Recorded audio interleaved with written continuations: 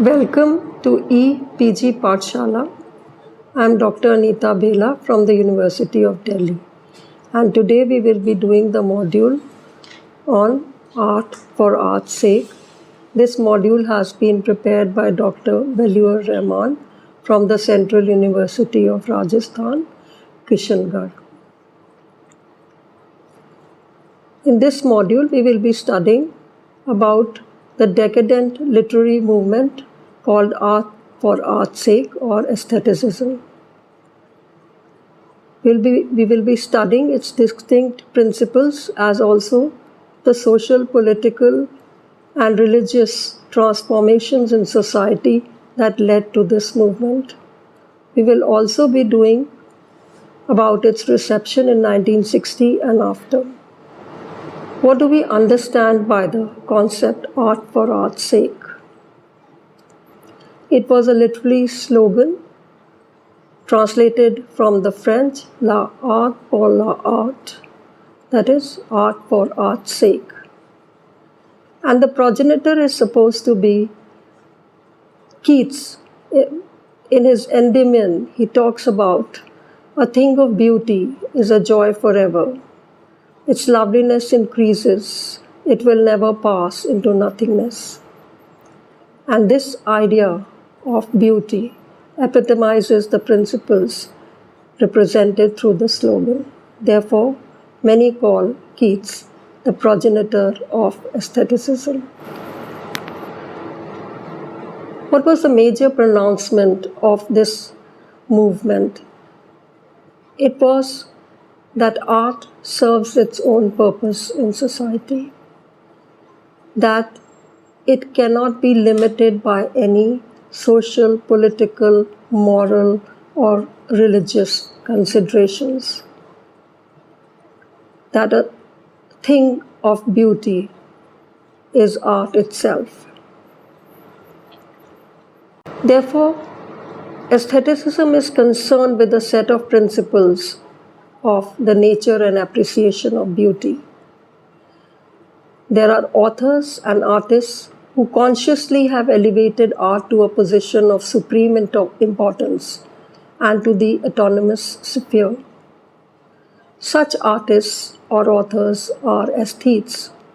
They believe that art has no social function.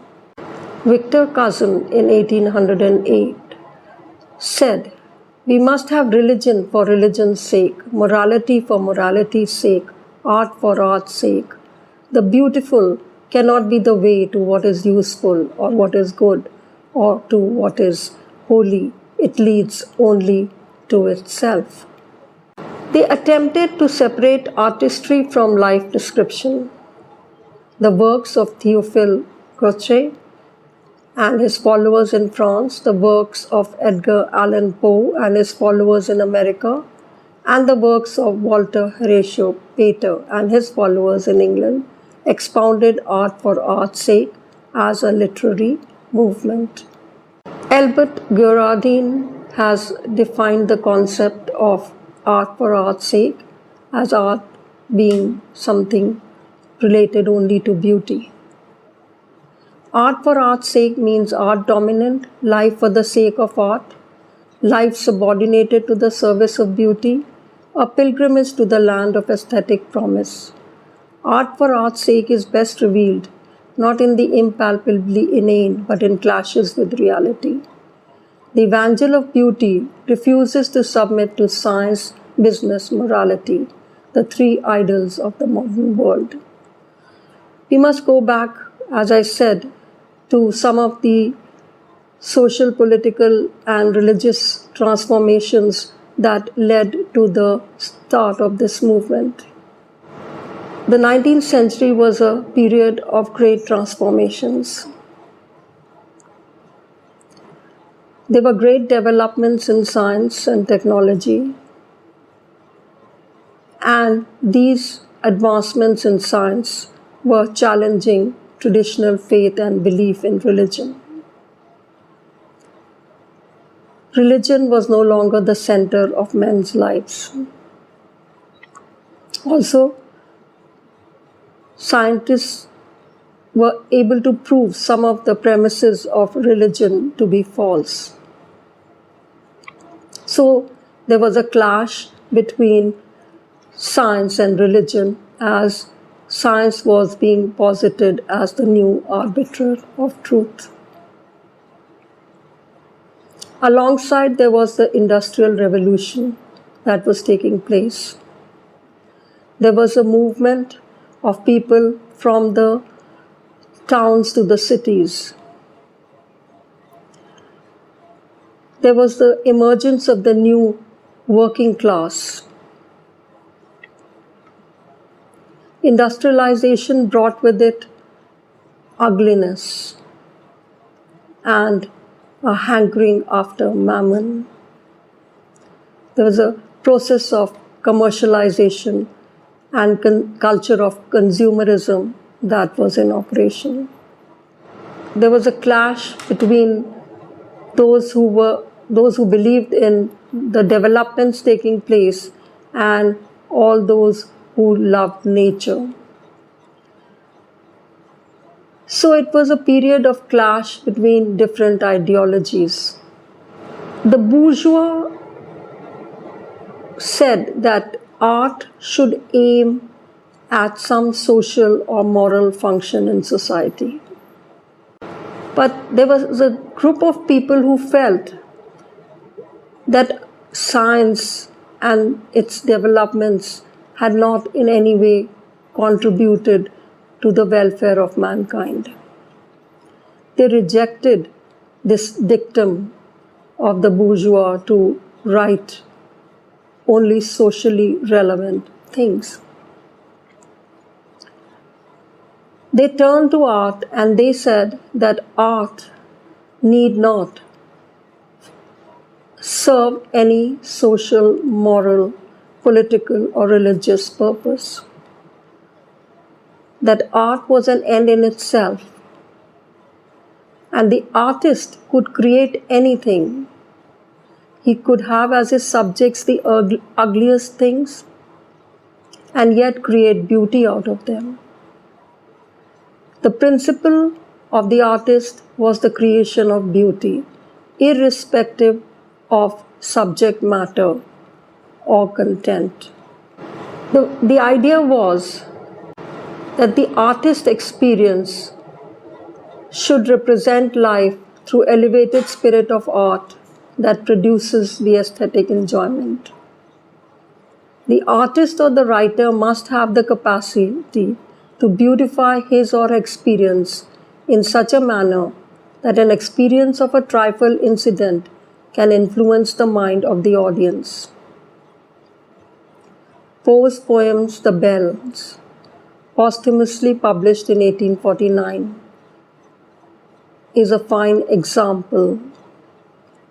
A diacope or repetition and reverberation of the word bell evokes sentiments in the reader.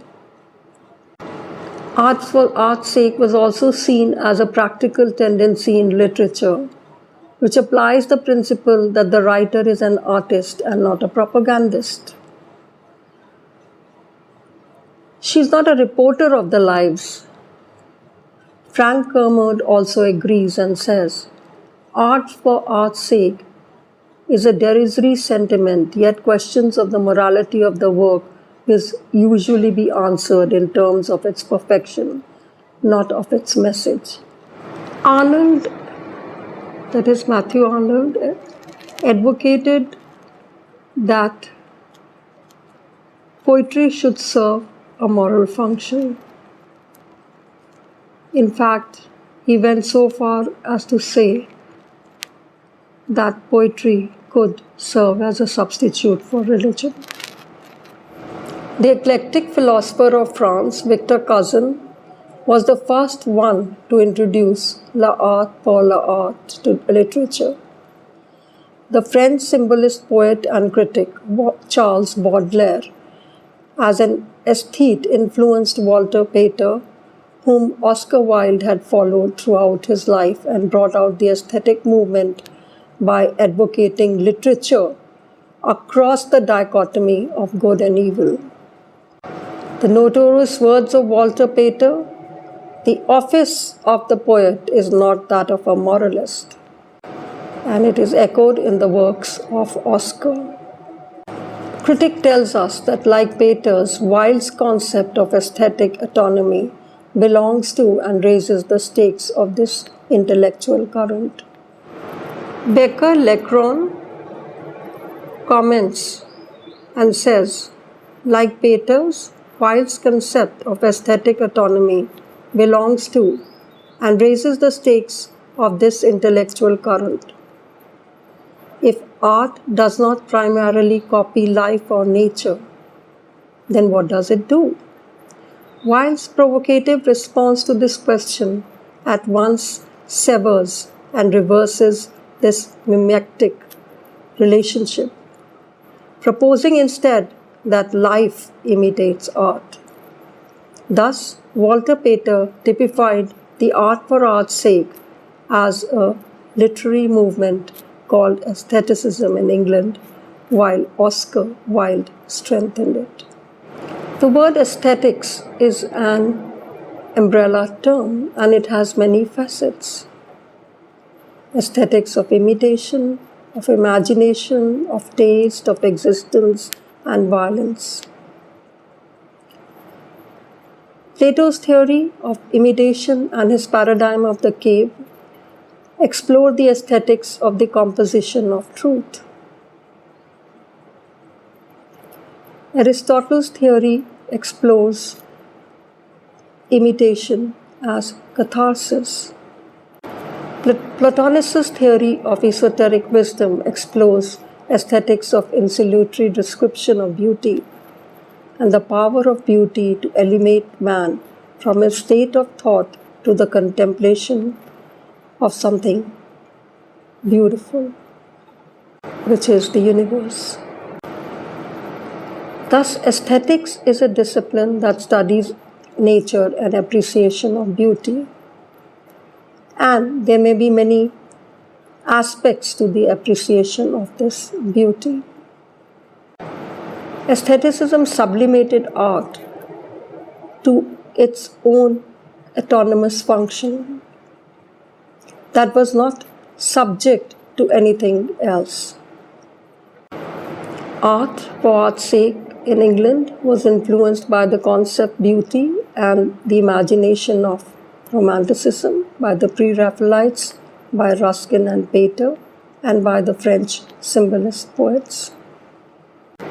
Baudelaire, who is the chief exponent of symbolism, the symbolists believed that art was a world unto itself, that it had no limitations, that everything, the ugliest, could be the subject of art.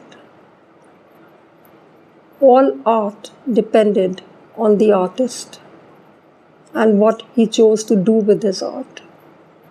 If he could create beauty, that was the ultimate end of art.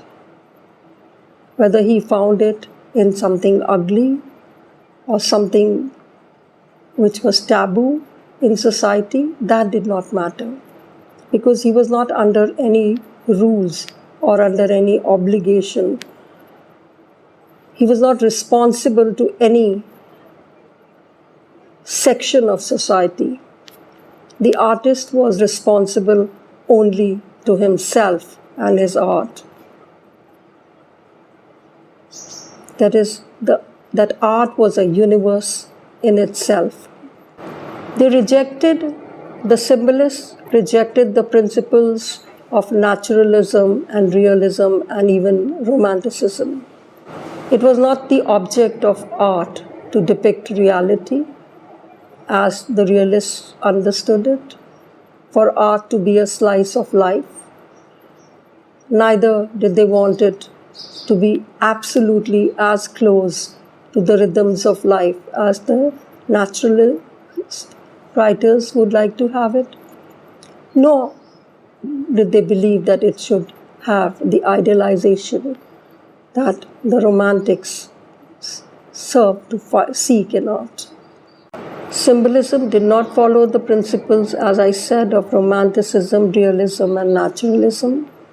Baudelaire, unlike the Parnassian poets of France, followed Couchet for his emphasis on independence of art as the highest form of human faculty.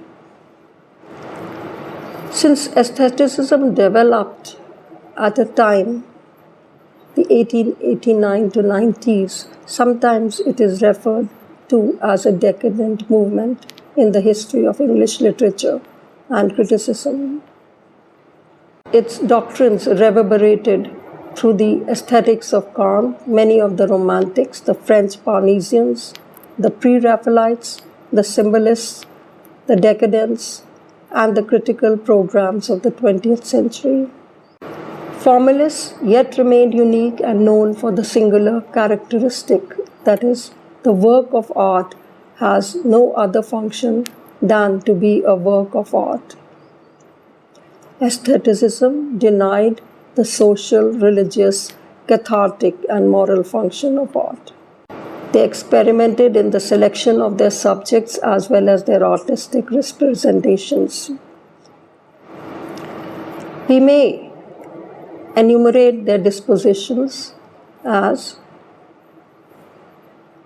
expression of artificial eroticism and sexual perversion, an intense self-consciousness of authorship, development of a restless curiosity in research and innovative approaches to experience, subtilizing refinement upon refinement, a spiritual and moral perversity to the quest for a purity of experience and sensation, a disembodied voice, upholding the voice of a human soul, a self-conscious, experimental reflection of a perceived breakdown in social and cultural unity.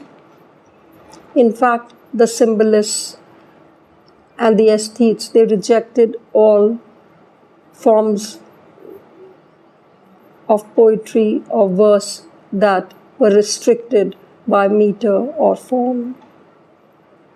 They believed in the freedom of the artist to write the way it pleased him. To come to some of the practitioners and their beliefs and thoughts, Walter Pater, 1839 to 1894. Walter Pater's hedonist philosophy greatly influenced his younger contemporary, the Irish-born writer Oscar Wilde. A modified form of Pater's review appeared in his studies in the history of the Renaissance, which appeared in 1873. One of the most influential texts of the aesthetic movement, it had two basic principles. Art should be free from any influence of egoism. Only when art is for art's sake can it be immortal. So he advocated these two principles for the movement Art for Art's Sake and what it meant. His follower, Oscar Wilde, 1854 to 1900, he appreciated Keats and Ruskin for their ideas of the power of beauty. As mentioned earlier, he did regard Walter Pater as his mentor, and he was the spokesperson for the aesthetic movement in England.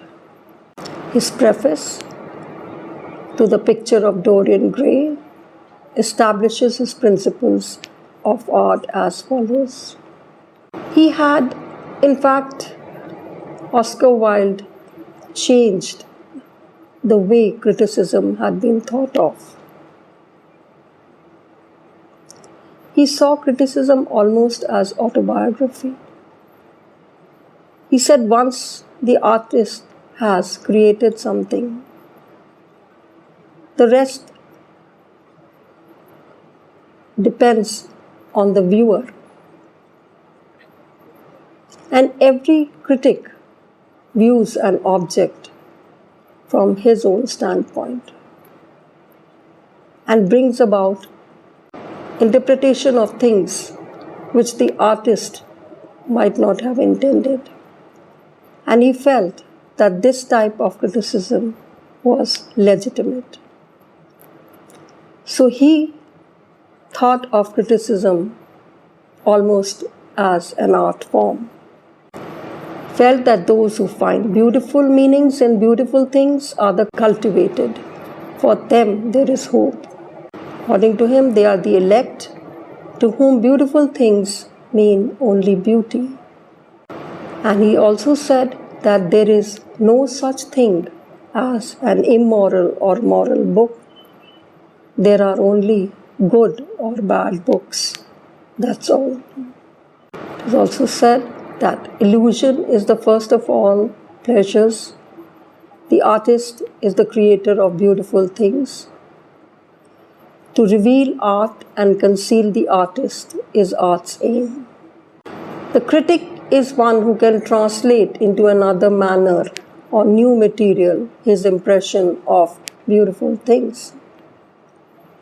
An ethical sympathy in an artist is an unpardonable mannerism of style. No artist is ever morbid. The artist can express everything.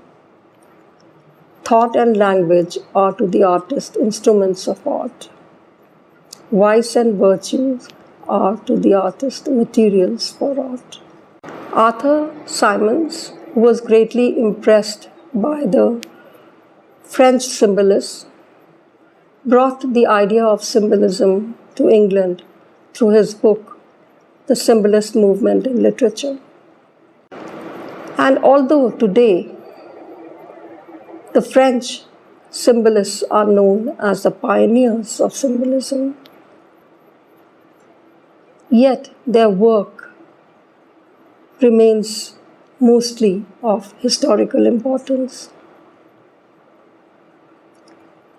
On the other hand, the symbolists in England, W.B. Yeats and T.S. Eliot, who adopted the concept of symbolism and represented it in their works, are still well known. Because the French symbolists carried the idea to the extreme and indulged in certain esoteric symbols which were incomprehensible to others. Arthur Symons also praised Nerval for his madness, for he thought his madness, and through his madness, it was responsible for laying the foundations of the practical aesthetics of symbolism. Another exponent of aestheticism, Charles Swinburne. He was a lyric poet and critic. The charm of his poetry lies in the effect of beautiful lines. His poetry has incessant alliteration, of unflagging rhythmic energy, sheer melodiousness, and great variation of pace and stress. You may read some of Swinburne's lyrics to get the feel.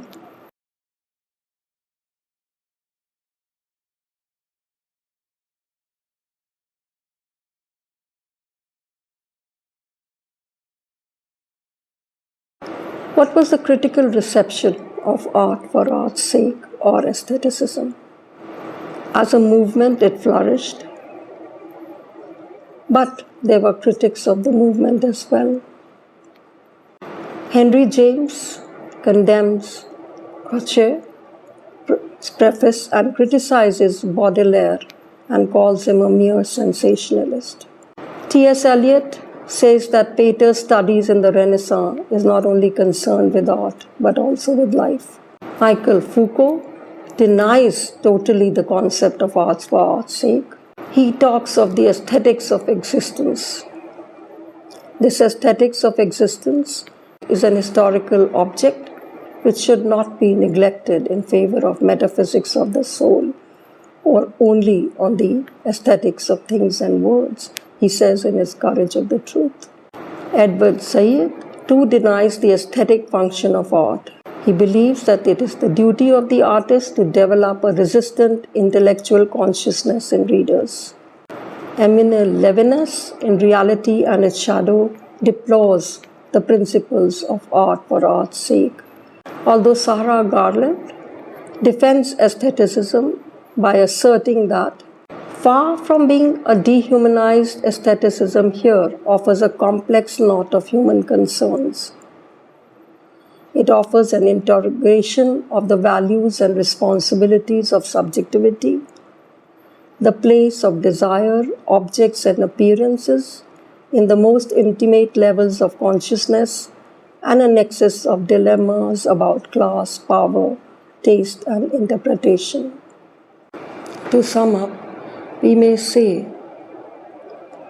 that art for art's sake was an extension of, or another name for, the movement of aestheticism. What were its distinct principles? Art for art's sake believed that art was self-sufficient and that it was not subject to anything, either for content or subject matter or execution. The followers of the art for art's sake believed that art had no moral, social, political, or any other considerations and should not be judged by those standards. They also said that the artist is not a propagandist or a moralist, that art is autonomous and is not subject to anything. For more detail, refer to the e-text. Thank you.